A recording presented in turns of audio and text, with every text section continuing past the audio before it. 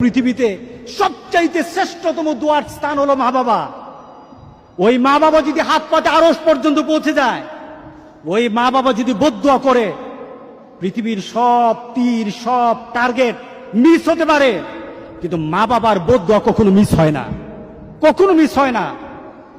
আর সন্তান মা বাবার জন্য যখন দোয়া করে, পৃথিবীর কোন হুজুর, পৃথিবীর কোন বুজুর্গ ব্যক্তির দোয়া কবুলের ব্যাপারে সন্দেহ থাকতে পারে, কিন্তু সন্তান যখন মা বাবার জন্য দোয়া করে, এই দোয়া আল্লাহ ফেলে দেয় না। সুবহানাল্লাহ। কারণ মা বাবার এই দোয়াটা শিখিয়ে দিয়েছেন আল্লাহ সুবহানাহু ওয়া তাআলা, রব্বির হামহুমা কামা রব্বায়ানি সাগীরা।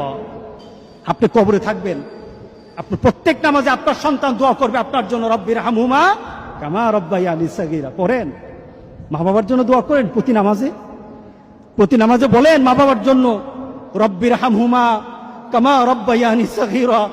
আপনি দোয়া করেন, দেখবেন আপনার দোয়ার কারণে আপনার সন্তান আপনার জন্য দোয়া করছে। আপনাকে আল্লাহ যেন এমন সুযোগ করে দেয়, এমন কুলাঙ্গার সন্তান যেন আমাদের সন্তানগুলো আল্লাহ না বানায়। সবাই বলেন আল্লাহুম্মা আমিন। আপনার দালান, আপনার বাড়ি, আপনার সম্পদ, আপনার ব্যবসা